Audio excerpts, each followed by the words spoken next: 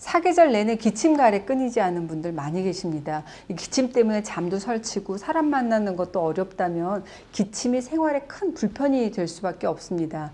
기침은 단순히 감기 증상일 수도 있겠지만 만성적인 기침 가래는 호흡기 그리고 환경의 어떤 복합적인 문제일 수 있기 때문에 원인 치료하는 게 중요하죠.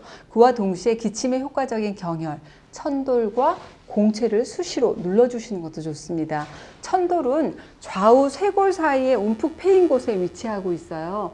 이게 이제 폐의 기능을 조절하고 인체 상부의 열을 조절하는 그런 경혈이고, 이 천돌은 한의학에서는 천식의 특효율로 많이 쓰이고 있습니다. 이 천돌에서부터 목 아래 또 가슴뼈 방향으로 이렇게 꾹꾹 눌러주시면서 기도를 풀어주시면 기침 직전에 이렇게 목이 메이듯이 답답한 통증을 줄이는 데 도움을 받을 수가 있습니다.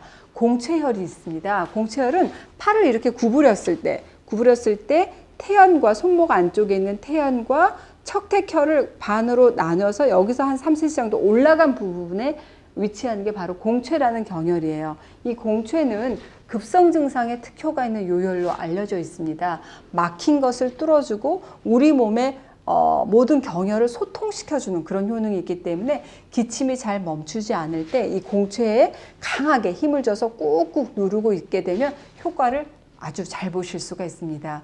극장이나 조용한 곳에서 갑자기 기침이 터지면 정말 난감하죠.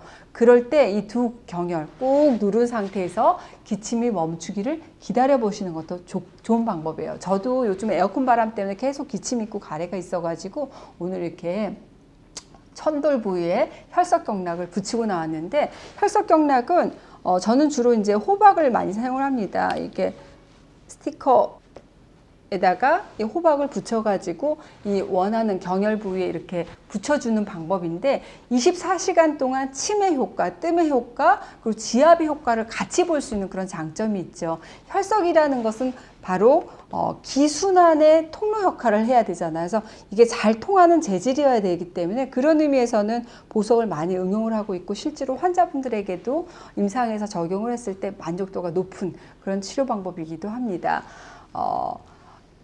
기침은 호흡기와 기관지에 생기는 가래라든지 이물질을 바깥으로 내뱉는 그런 현상이기 때문에 심하지 않을 경우에는 기침 자체를 막을 필요는 없어요. 대신 폐를 촉촉하게 해주는 청폐차 아시죠? 이걸 수시로 드셔주시면 기침도 수월해지게 되고 이물질 배출도 원활해져서 기침 증상도 줄어들 수 있습니다.